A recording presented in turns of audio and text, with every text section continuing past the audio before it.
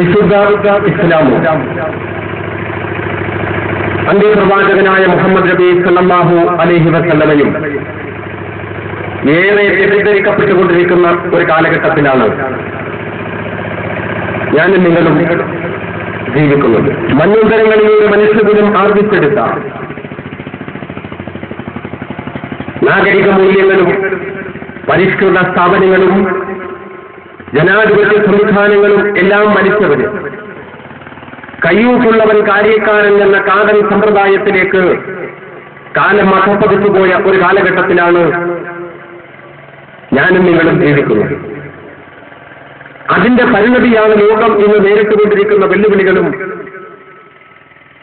നാം അനുഭവിക്കുന്ന യാതനകളും. നമുക്കൊക്കെ അറിയുന്നത് പോലെ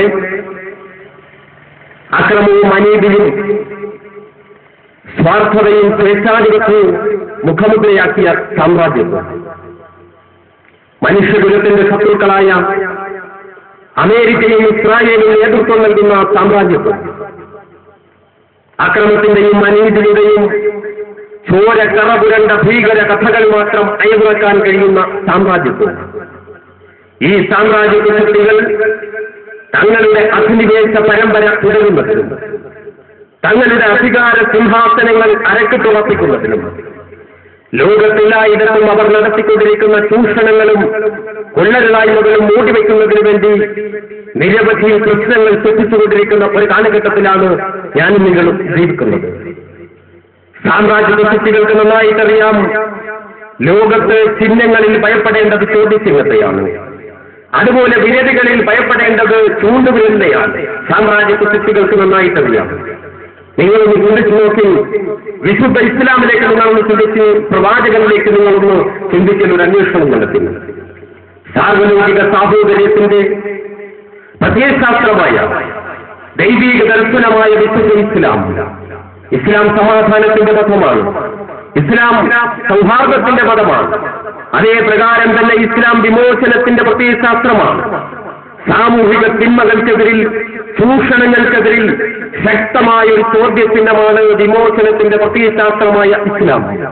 അതേ പ്രകാരം തന്നെ സാമ്രാജ്യത്വത്തിന്റെ തീട്ടൂരങ്ങൾക്കെതിരിൽ ശക്തമായ ചൂണ്ടുവിരലുമായി നിൽക്കുന്ന ലോകത്തെ ഒരേ ഒരു പ്രതിരൂപമാണ് പ്രവാചകൻ മുഹമ്മദ് മുസ്തഫ സല്ലല്ലാഹു അലൈഹി വസല്ലം. അതുകൊണ്ട് തന്നെ ഈ ഇസ്ലാമിനെയും പ്രവാചകൻ സല്ലല്ലാഹു അലൈഹി വസല്ലമയെയും ലോകത്തിന്റെ മുമ്പിൽ അവഹേളിക്കുകയും അപഹസിക്കുകയും ചെയ്യുക എന്നുള്ളത് സാമ്രാജ്യത്വത്തിന്റെ ഏറ്റവും മുഖ്യമായ ലക്ഷ്യമാണ്. സാമ്രാജ്യത്വത്തിന് നമുക്കറിയാം, നേർക്കുനേരെ നേരിടാൻ കഴിയാത്ത യാഥാർത്ഥ്യങ്ങളെ അവർ നേരിടുന്നത് നിന്ദയിലൂടെയും പരിഹാസത്തിലൂടെയുമാണ്. എക്കാലവും അത് തന്നെയാണ് നമുക്ക് കാണുവാൻ സാധിച്ചിട്ടുള്ളത്. സാമ്രാജ്യത്വ ശക്തികൾ അവർ നടപ്പിലാക്കുന്ന ഓരോ സംഗതികളും അത് നമുക്കറിയാം, അവരുടെ കങ്കാണികളായി കാലങ്ങളായി വർത്തിക്കുന്നത് അത് ചൂഷകവർഗം, അഴിമതിക്കാർ, അതുപോലെ തന്നെ ഓരോ പ്രദേശത്തെയും വരേണ്യവർഗം. സാമ്രാജ്യത്വത്തിന്റെ മുൻകാല ചരിത്രം പരിശോധിച്ചാൽ അതാണ് നമുക്ക് മനസ്സിലാക്കുവാൻ സാധിക്കുന്നത്. ഇപ്പോഴും അത് തന്നെയാണ്. പക്ഷേ മുൻകാലഘട്ടങ്ങളിൽ സാമ്രാജ്യത്വ ശക്തികളെ സംബന്ധിച്ചിടത്തോളം അവർക്ക് പ്രശ്നങ്ങളെ നേർക്ക് നേരെ നേരിടേണ്ട ഒരു സാഹചര്യം ഉണ്ടായിരുന്നു. പക്ഷേ വർത്തമാന കാലഘട്ടത്തിൽ ഇന്റർനെറ്റിന്റെ അനന്ത സാധ്യതകൾ നിലനിൽക്കുന്ന ഒരു കാലഘട്ടത്തിൽ ആ ഇന്റർനെറ്റിനെ ഉപയോഗപ്പെടുത്തിക്കൊണ്ടാണ് ഇന്ന് സാമ്രാജ്യത്വ ശക്തികൾ തങ്ങളുടെ അജണ്ടകൾ നടപ്പിലാക്കിക്കൊണ്ടിരിക്കുന്നത്. നമുക്കറിയാം, ഇസ്ലാമിനെയും പ്രവാചകനെയും അവർ വേട്ടയാടുന്നു. ചിലപ്പോൾ കാർട്ടൂണിന്റെ രൂപത്തിൽ, ചിലപ്പോൾ നോവലിന്റെ രൂപത്തിൽ, ചില സന്ദർഭത്തിൽ കവിതയുടെ രൂപത്തിൽ, ചിലപ്പോൾ സിനിമയുടെയും നാടകത്തിന്റെയും രൂപത്തിൽ നമുക്ക് കാണുവാൻ സാധിക്കുന്നത്. ഇപ്പൊ ഏറ്റവും അവസാനമായി ഇന്നസെൻസ് ഓഫ് മുസ്ലിംസ് എന്ന സിനിമയിലൂടെ പ്രവാചകൻ സല്ലല്ലാഹു അലൈഹി വസല്ലമയെ ഏറ്റവും ക്രൂരമായി, ഏറ്റവും ബീഭത്സമായി കടന്നാക്രമിക്കുന്ന ഒരു രംഗമാണ് നമുക്ക് കാണുവാൻ സാധിക്കുന്നത്. നകുല ബാസിൽ നകുല എന്ന് പറയുന്ന ഈജിപ്തിൽ നിന്നും അമേരിക്കയിലേക്ക് കുടിയേറിയ ഒരു കോപ്റ്റിക് ക്രിസ്ത്യാനിക്ക് പറ്റിയ ഒരു കൈത്തെറ്റാണ് ഇന്നസെൻസ് ഓഫ് മുസ്ലിംസ് എന്നാരെങ്കിലും ധരിക്കുന്നെങ്കിൽ തെറ്റിപ്പോയി. അദ്ദേഹത്തിന് പറ്റിയ ഒരു അബദ്ധമല്ല, ഒരു തെറ്റല്ല. പിന്നെയോ വളരെ ആസൂത്രിതമായ ചില കളികൾ അതിന്റെ പിന്നിൽ നടന്നിട്ടുണ്ട്. നമുക്കറിയാം, ആദ്യമായി അതിന്റെ പേരെന്തായിരുന്നു? ഡെസർട്ട് വാരിയർ എന്നാണ് ആ സിനിമയ്ക്ക് പേര് നൽകിയത്. അതിനുശേഷം ഇന്നസെൻസ് ഓഫ് ബിൻ ലാദൻ എന്ന പേരിട്ടു. അതിനുശേഷമാണ് ഇന്നസെൻസ് ഓഫ് മുസ്ലിംസ് എന്ന പേര് ആ സിനിമയ്ക്ക് കൊടുക്കുന്നത്. ആദ്യമായി ബോളിവുഡിൽ അതിന്റെ സ്ക്രീനിങ് കഴിഞ്ഞതിന് ശേഷം യൂട്യൂബ് വഴി ലോകം മുഴുവൻ അത് കടത്തിവിടുകയായിരുന്നു. ലോകത്തെ എല്ലാ ജനവിഭാഗങ്ങളും കാണുന്നതിനു വേണ്ടി യൂട്യൂബിലേക്ക് കടത്തിവിടുകയായിരുന്നു. ആസൂത്രിതമായ ഒരു അജണ്ടയുണ്ട്. ഞാൻ നേരത്തെ ആമുഖമായി സൂചിപ്പിച്ച പോലെ ഇസ്ലാമിനെ മോശമാക്കണം, പ്രവാചകനെ മോശമാക്കണം. കാരണം സാമ്രാജ്യത്വ ശക്തികൾക്ക് തങ്ങളുടെ അജണ്ടകൾ നടപ്പിലാക്കിക്കൊണ്ടിരിക്കുമ്പോൾ അതിനെ ചോദ്യം ചെയ്യുന്ന ഒരു പ്രത്യയശാസ്ത്രവും അതിനെതിരായി ഒരു വ്യക്തിത്വവും ലോകത്ത് ഉയർന്നു വരാൻ പാടില്ല. അതുകൊണ്ട് തന്നെ ഇസ്ലാമിനെയും പ്രവാചകനെയും അപകീർത്തിപ്പെടുത്തുക എന്നുള്ള ആസൂത്രിതമായ ലക്ഷ്യം അതിന്റെ പിന്നിലുണ്ട്. ഒന്ന്. രണ്ടാമതായെന്നുള്ളത് നമുക്കറിയാം, മുസ്ലിം ലോകത്തെ സംബന്ധിച്ചിടത്തോളം എന്ത് പ്രശ്നമുണ്ടായാലും സഹിക്കും.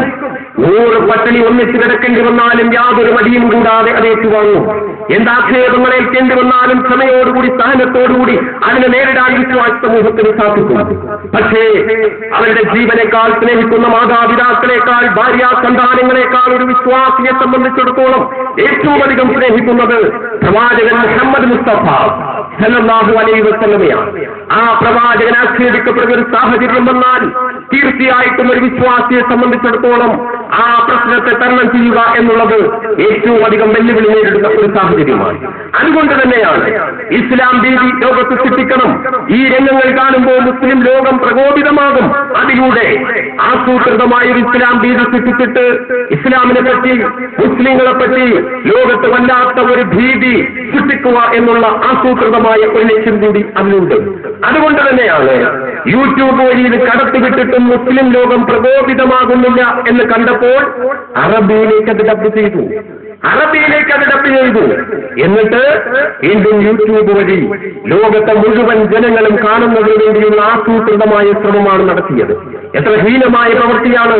എന്നിട്ട് എന്താ, നമുക്കറിയാം, കാലങ്ങളായി കാർട്ടൂണിലൂടെയാണെങ്കിലും നോവലിലൂടെയാണെങ്കിലും കവിതയിലൂടെയാണെങ്കിലും സിനിമയിലൂടെയും നാടകത്തിലൂടെയും ഒക്കെ പ്രവാചകനെയും ഇസ്ലാമിക മൂല്യങ്ങളെയും ആക്ഷേപിച്ച സന്ദർഭങ്ങളിലെല്ലാം തന്നെ ലോകം അർഹിക്കുന്ന അവഗണനയോടുകൂടി അതിനെ തള്ളിക്കളയുകയായിരുന്നു ചെയ്തിട്ടുള്ളത്.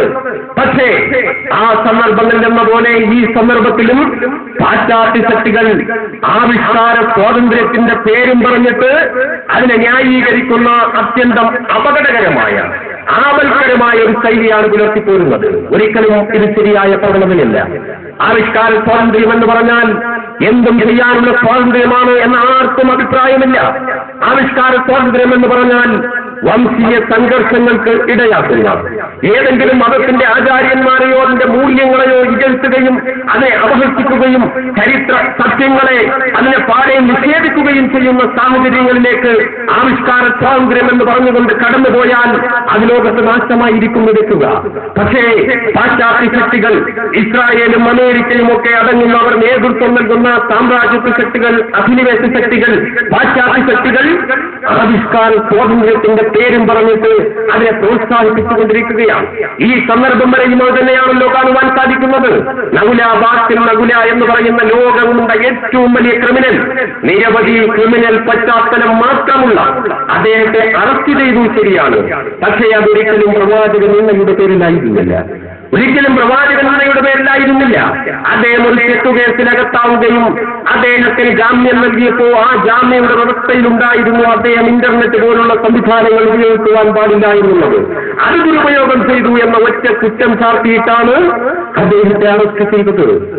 ഇവിടെ പ്രവാചകനെ ആക്ഷേപിച്ചതുകൊണ്ട്, കാർട്ടൂണിലൂടെയോ നോവലിലൂടെയോ അല്ലെങ്കിൽ സിനിമയിലൂടെയോ ആക്ഷേപിച്ചതുകൊണ്ട് പ്രവാചകൻ ഒരു മോറലും സംഭവിക്കില്ല. എല്ലാവർക്കും അറിയാം.